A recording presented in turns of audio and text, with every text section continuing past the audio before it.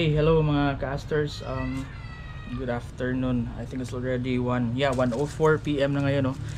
Update lang sa date. It's March 12, 2024. I'll be vlogging this mga casters. Actually, hindi sana ko to i-vlog, pero wala, i-vlog ko na lang, okay? Pero this will just be a short vlog. Ano lang to?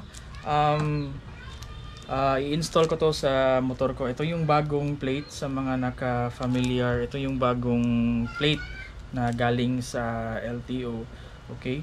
So matagal-tagal na rin to na nasa akin, pero hindi ko pa talaga napakabit sa motor ko.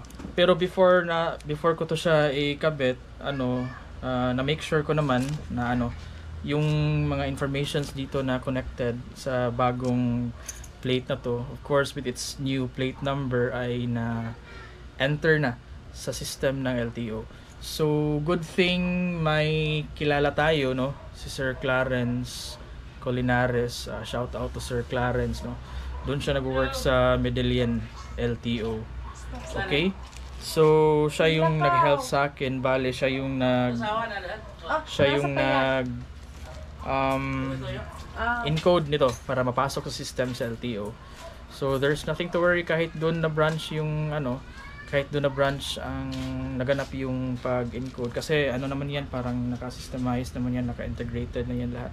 So mag-reflect din yan sa kahit anong system or kahit regardless anong branch, no, ng LTO.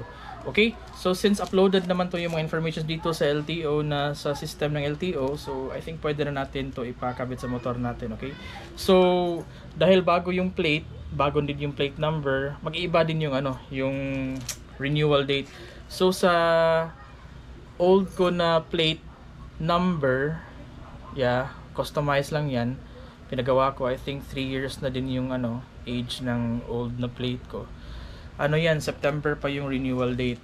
Pero since ito na yung gagamitin natin, yung bago na, so mag-base na sa bago na plate. So bago na din yung renewal date sa plate natin. Okay, so for the information of everybody, yung bagong plate natin is, yung renewal is today, March. Okay, so March, kaya need ko na i-asikaso to para wala lang tayong problema. Okay, so para makapag-drive tayo na walang mga worries, and if ever na yung mga madaanan tayong mga checkpoints, so walang problema kasi updated to. Okay, so samahan niyo ako mga casters, punta tayo sa Danao. So from here, Katmon, Cebu, dadaan tayo ng Carmen, tapos Danao na. Okay, so it's I think about siguro mga 25 or 24 kilometers from here.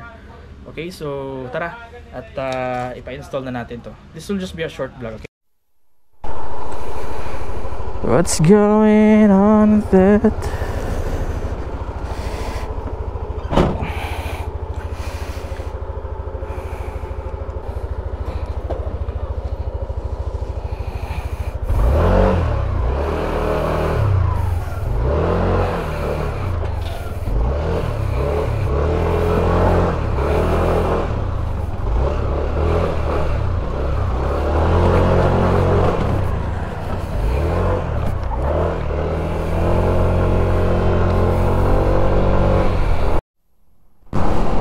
So mga casters, heading na tayo, papunta na tayo sa Danao, Cebu. Okay, so as what I've said kanina, doon tayo magpapa-install sa bago nating plate na galing sa LTO. Okay, so yung pupuntahan natin mga casters, nalimutan ko kasi, pero yung name nun is sa MVIC or MVIS ata yun, which are still linked or connected pa rin sa mga LTO na offices. Doon ako usually, or annually should I say, annually na nagpapa-renew sa rehistro ng motor ko. Oo. So but this time, since bago yung plate natin, yung pinaka-prescribed talaga na plate, so nag-change din yung mga plate numbers. So nung mag-change yung mga plate numbers, mag-change din yung mga yung renewal date. So gaya nga na sinabi ko kanina, yung bagong renewal date ko base sa bagong plate number natin at sa bagong plate natin, ngayon na, this month na. Okay, So currently March tayo ngayon, so kaya need na talaga natin na ipa-renew na natin, okay? Kasi next month April na, so baka ma-fine pa tayo, no, kung ano na, lagpas na sa due date, I mean sa renewal date.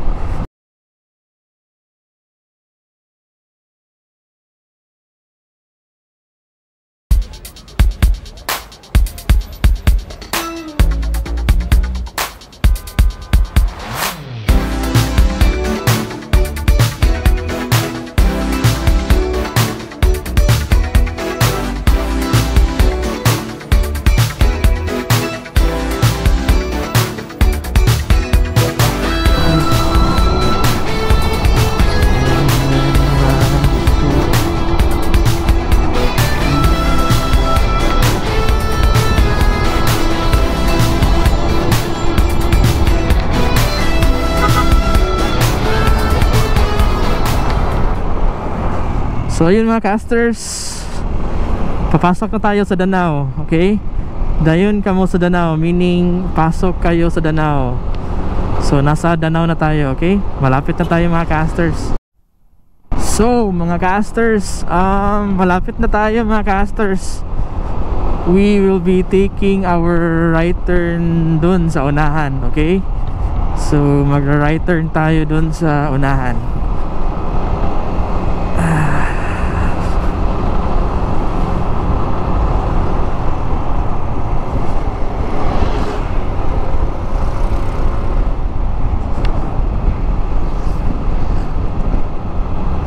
So preparing to take our right turn.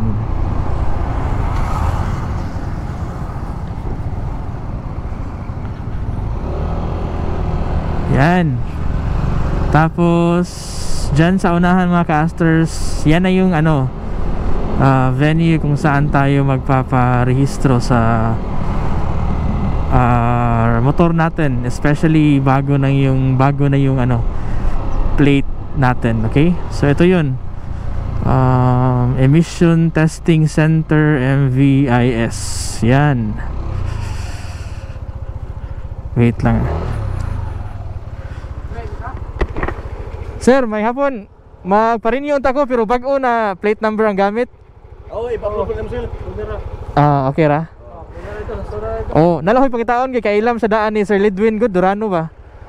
Oh, si Sir Joey, si Sir Joey diha. Oh, nare, correct. Sige. Unsa gisulob ra niya, sir? Lilo, ay hiram na kauban niya. Sige, mo tanan lang ko. Ano to pwede park ang motor? Dito lang ito. Dito lang? Sige. Salamat. So yun mga casters, proceed lang tayo dito. So ito yun casters, ito yung lugar kung saan usually ako Ma'am, may hapon. Kailan ni Sir Lidwin pero Sir Joey daw makitaon, magkukuhan pa ako. Oo. Ito. Sir Joey? Ay sir, kasi Sir Joey ani sir. Nada sod. Pwede rin park ang motor dre. So ayun, park muna natin yung motor mga casters at hanapin natin si Sir Joey. And siya kasi yung kilala ko rin dito, okay? So sige. So ayun mga casters, andito na ako. So naikabit na nila yung bagong plate. Ito yung bago. So nilagay ko na lang dito yung old. Yan yung old. So yung bagong plate naikabit na. Tapos pinagbayad din ako ng 50 pesos para sa stencil. Tapos na nagbayad ako, binigay nila to. Yan. So sabi nila as per sa instruction nila, hindi ako mag-proceed sa window 1. Okay, so tara, punta tayo sa window 1.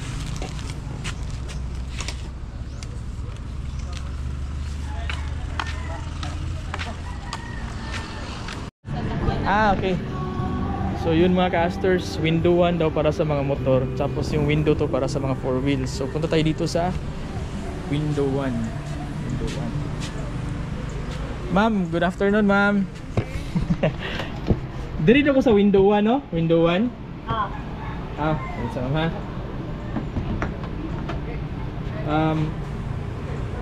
Kung sige kinahanglanon dali ma'am sa window 1. ORCR, sir. Mao ni ORCR di ay. Sige. Balihog kong fill up, ana, sir. Kaning papel?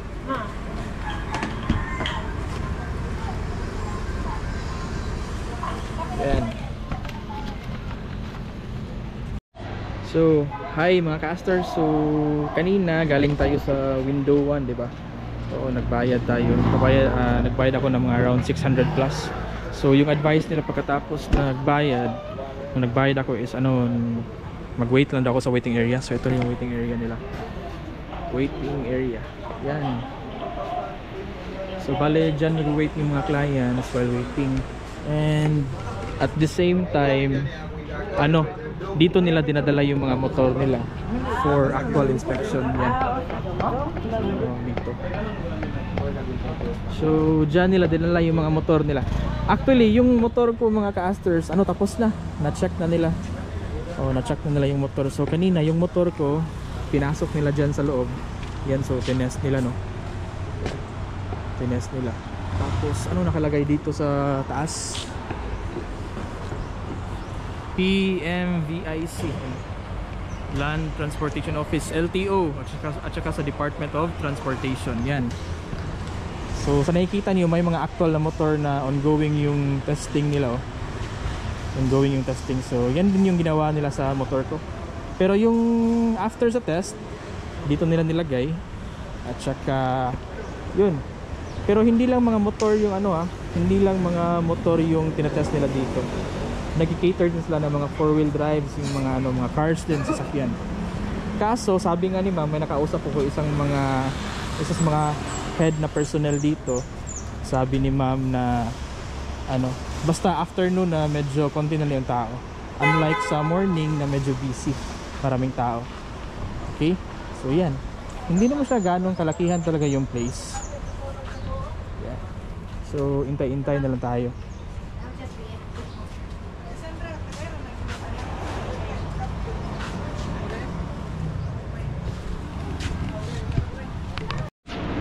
Nasa releasing tayo mga casters. Tinawag na yung pangalan natin. Ano mo resibo, sir? Loh. Yaha.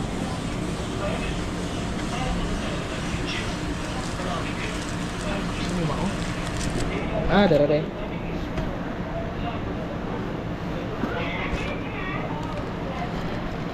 Contact number, sir? Pangalan mo? Okay. Contact number.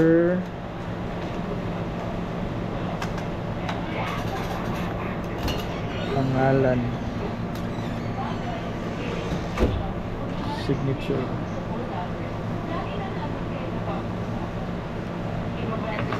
Sige. Okay na rin, sir, no? Okay, thank you. So, kung magpunta kayo dito guys sa releasing, hihingin nila yung resibo. Tapos may susulatin ka sa papers nila. Contact number, pangalan, at saka yung nalimutan ko yung isa. Pagkatapos ay ito na mga casters. Tapos na. So ito na yung mga papers, no? Yan.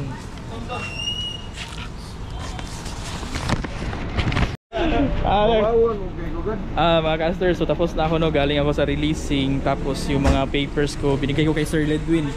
Ito Sir Ledwin, siya yung reason kung ba't napunta ako dito. Marami na to siyang mga nakilala din ng mga bombera katulad ko.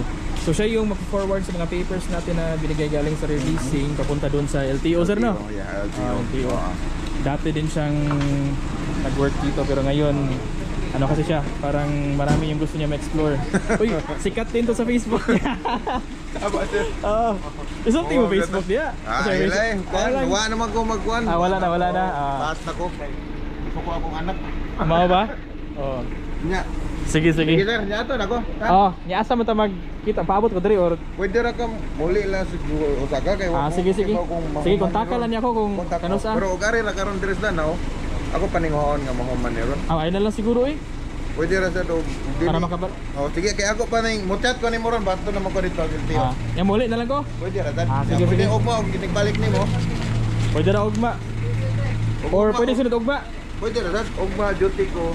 7 to 7 man ko, 7 AM to 7 PM na sa ER. Pwede ra. Agihon na Kapito naman. mo dito sa ospital. Sige. Sige sir, salamat sir. So, yun mga casters.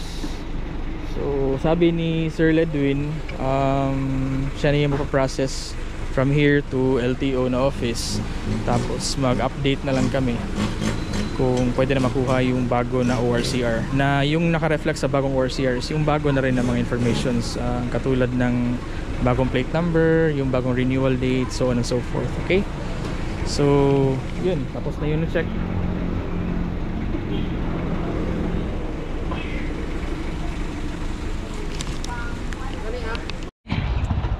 Hello mga casters.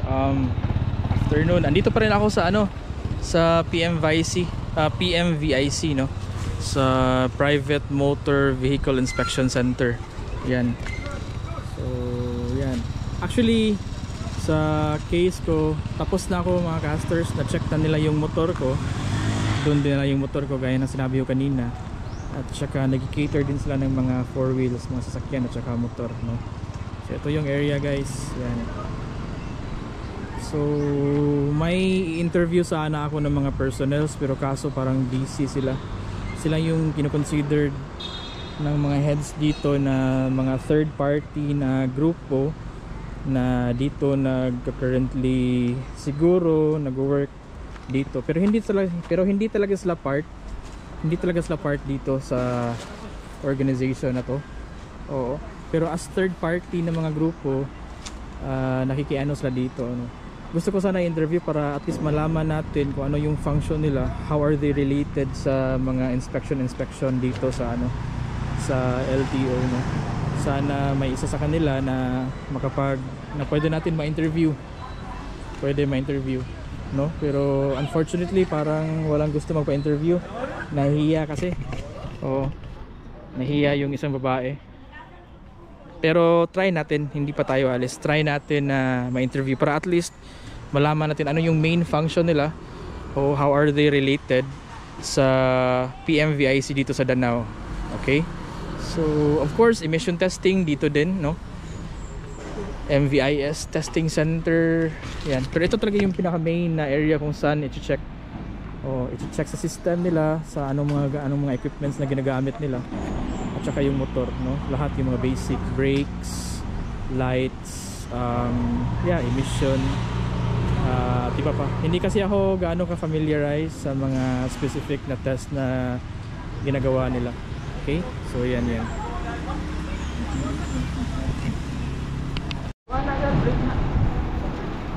Brake. So yun mga caster, so may actual na 4 wheels dito na chine-check nila. So sabi ni Sir, isa yan sa mga way para ma-check yung brakes. Yan, no. So parang nakakonect yan sa computer, no.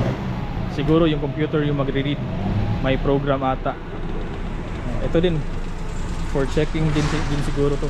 I think checking sa brakes is part siguro sa yan may nakalagay diyan mga caster. So light vehicle alignment test, light suspension test. Kasali pala yung suspension test at saka yung brake test. Dito naman visual inspection, carriage emission test, no, visual inspection above carriage emission test. Yan.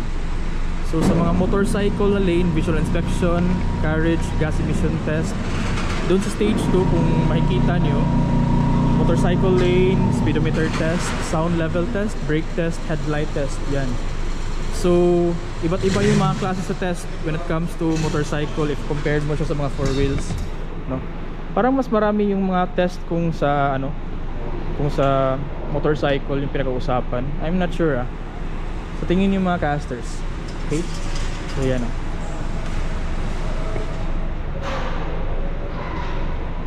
Ito pala yung office. Kanina casters may nakausap akong supervisor, si ma'am. Hindi ko nahingi yung name niya. Isa supervisor and gusto ko sana siya ma-interview ulit. Pero kaso may meeting sila. Mga casters, may interview tayo dito na isang personnel sa PMVIS. Pwede rin Bisaya lang. Bisaya lang, Sa PMVIS. Pero actually considered sila as mga third party. Yung name nila is Esver. Esver Office Administrative Services. So isang third party na grupo na dito ano sa PMVIS. Okay, so ato i-interview si Ma'am. Yeah, kung moabil ganit sa renewal assistant na sa diri sa Esver. Sa third okay. party namo, insurance. Kung dili siya moabil, emission ang iyahay, kung man stencil, proceed na siya sa window 1 o Window 1. Oh, ikaw man yung area na siya. Pero kung moabil gay siya sa insurance o tawag mo na namo all insurance dito ra sa amo ang opisina sa Esver Street. Kana Esver. Esver. Doon pala yung office sa mga sa Esver. Esver namin. Yun, mga caster. Nandito siya dito. Yeah, ikaw man. Kung magpapansad, kung ipa-assist na to diri sa renewal assistant, kung magkuhan siya kung renewal assistant. Renewal Mobil assistant. siya, ato ra sa among office. Esver. Lahat na tanan. Okay. Sige. Kahuman dito, kung kumana dito, awot na lang sa result sa imong sakyanan ug motor. While waiting sa waiting area, ongoing din yung inspection doon sa area na yan. Testing na dito. Ikaw man. Pagkatapos, yun na yun. Na result. Na result. So, marirelease na yung result if walang problema, no? Dargo na. One-stop shop. One-stop shop. So, ito pala yung Esver, mga casters. Isa pa lang silang insurance na group, no? Third party insurance na group. Third party. Hindi talaga sila yung parang connected talaga sa MVIS. Okay? So, yun pala yung mangyayari dito, mga casters. May initial na inspection na magaganap dyan. So, i-check ng mga personnel na naka-assign dito. I-check nila gamit sa tab nila if magmamatch ba. If magmamatch, pwede na sila mag-proceed sa mga succeeding na steps. So, pwede i-park yung sasakyan dyan or i-park yung mga motor dun. So, maghingi din ng stencil. May bayad din yung stencil, mga casters, gaya ng ginawa nila sa akin. Naghingi sila ng bayad for stencil. So, naghingi din sila sa ORCR ko. Kinuha nila. So, pagkatapos, punta dito sa window 1, magbayad sa window 1 and kunin yung resibo, and as per instruction sa window 1, mga caster, wait na lang sa waiting area. Diyan naman yung waiting area. Wait sa waiting area while yung motor or yung sasakyan is nag-ongoing sa inspection dun sa structure na yan. Okay? So pagkatapos, if wala mga problema, then release na yung result, then good to go na. Yun. Pero if may mga concerns kayo, if gusto niyo mag-avail sa insurance, yung office sa Esver dito makikita. Esver, yan. So for more concerns and inquiries with regards sa insurances, dito ka na lang pupunta sa office na yan sa Esver. Okay? So yun lang, mga casters, for now. So hello, mga casters. So I think tapos na ako dito, no? Nakapag-interview naman ako, nakapag-document naman din ako. At saka enough na siguro to para may share din ako sa inyo, mga casters. So dito ko na lang iyan yung vlog ko. Tapos hindi na lang ako mag-record o mag-vlog pauwi ko balik sa Katmon, okay? So again, thank you for watching, mga casters, and I think yun lang, okay? Sana may natutunan din tayo ngayon. Actually, may natutunan din ako ngayon sa mga processes and steps, no? So yun lang. So again, thank you for watching. Ingat always. Good luck and God bless always. Sige, bye.